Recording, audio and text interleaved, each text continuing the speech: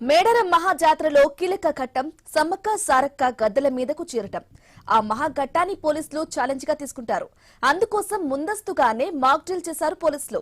మూడంచెల భద్రత నడుమ ఈ ఘట్టాన్ని పూర్తి చేస్తామని పోలీసు అధికారులు తెలుపుతున్నారు. ఇక మరింత సమాచారం మా ప్రతినిధి ప్రశాంత్ అందిస్తారు. మేడారం మహాజాతర మహాఘట్టానికి సమ్మక్క రాక కోసము ఇప్పుడే మాక్ డ్రిల్ చేస్తున్నారు పోలీసులు.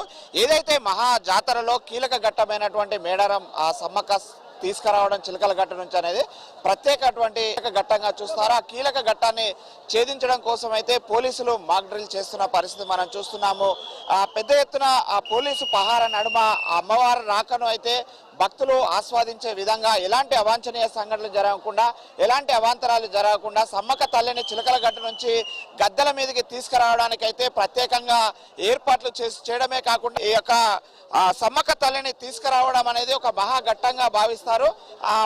ఈ మహాఘట్టాన్ని ఛేదించడం కోసం అయితే సుమారు 3 అంచెల భద్రత నడుమ పోలీసులు ఈ యొక్క పహారాను కాస్తూ ఉంటారు. 3 అంచెల భద్రత నడుమ ఈ యొక్క కీలక ఘట్టాన్ని ఛేదించడానికి అయితే పోలీసులు అమ్మవార్ల రాకను స్వాగతించేందుకు మాక్ డ్రిల్ చేస్తున్నారు. మనతో సార్ ఎలా మాక్ డ్రిల్ జరుగుతుంది, సమ్మక్క రాకను ఎలా చూస్తున్నారు? వాళ్ళు క్షేమంగా వచ్చేసి మొక్కులు తీసుకొని ప్రతి ఒక్కరు ఇంటికి చేరాలని మేము కోరుకుంటాం.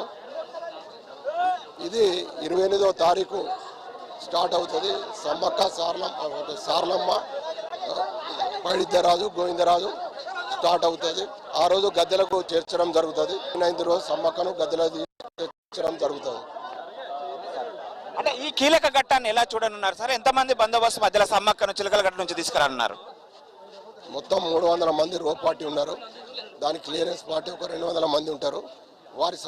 వారితోని మొత్తం పబ్లిక్ను ఫస్ట్ క్లియర్ చేయడం జరుగుతుంది. దారిలో ఎలాంటి ఇబ్బంది లేకుండా పబ్లిక్ చిన్నపిల్లలు వాళ్ళు ఉంటారు కాబట్టి వాళ్ళ జాగ్రత్తలు వాళ్ళకి ఇబ్బంది కలగకుండా ఫస్ట్ క్లియరెన్స్ చేసి తర్వాత పూజలకు వాళ్ళ ఆచారాల ప్రకారం వారి యొక్క ఇబ్బందులు కూడా అంటే ఏమి ఇబ్బందులు కలగకుండా వాళ్ళని సేఫ్గా గద్దెలకు చేర్స్తాం సార్. అంటే ఈ మహా కీలక ఘట్టంలో పోలీసుల పాత్ర చాలా కీలకమైనది. ఈసారి విధుల్లో ఉండడం మీరు ఎలా ఫీల్ అవుతున్నారు సార్? ఇప్పుడు నేను 14వ జాతర, ఇది 13 సార్లు నేను అమ్మవారిని రోపాటి ఇన్ఛార్జిగా ఉన్నాను, తీసుకున్నాను. ఇది 14వ జాతర.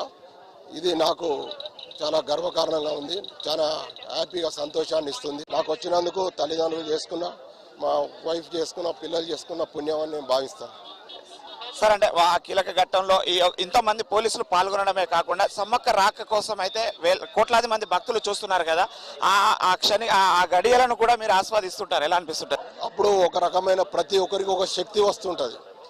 అంటే ఇక్కడ ప్రాక్టికల్గా కొద్దిమంది సిక్కుగా ఉన్నా, కొంచెం వీక్గా ఉన్నా కూడా ఒక రోపాటిలో ఒకసారి జాయిన్ అయిపోయిన తర్వాత దీనికి ఎంతో కాంపిటీషన్ ఉంటుంది. ఇలా జాయిన్ అయిన తర్వాత వాళ్ళు పట్టుకున్న తర్వాత ఆటోమేటిక్గా అమ్మవారు ఆ శక్తిని మాకు ప్రసాదిస్తుంది, అంటే సేఫ్ తీసుకురావడానికి. అది మనం చూస్తున్నాము. 13 జాతరలు నిర్వహించాను. 14వ జాతరను కూడా విజయవంతం చేయడం కోసం సాయశక్తిలా కృషి చేస్తాము. 300 మంది రూప్ పార్టీలో మరో 200 మంది ఆ భక్తులను క్లియర్ చేయడానికి, ఓవరాల్ గా 500 మంది పోలీసులు ఈ యొక్క సమ్మక్క రాకను స్వాగతించడానికి అయితే మనం చూస్తున్నాము. మాక్ డ్రిల్ కూడా ఇప్పుడు ప్రస్తుతం చేస్తున్నారు. వీళ్ళంతా కూడా వీళ్ళ శక్తిని సమకూర్చి ఆ అమ్మవారిని తీసుకొస్తూ ఉంటారు. ఆ విధంగానే మనం చూస్తున్నాము. ఈ స్థాయిలోనే ఈ రూప్ పార్టీ మొదటి విడత ఉంటుంది. బయట రెండో అంచెలలో ఆ భక్తులను ఎప్పటికప్పుడు క్లియర్ చేస్తుంటారు. భక్తులను క్లియర్ చేస్తూ ఇలా తీసుకొస్తుంటారు. రాక కోసము ఇప్పటికే ఆ పోలీసుల పహారా అయితే మాక్ డ్రిల్ కొనసాగుతుంది.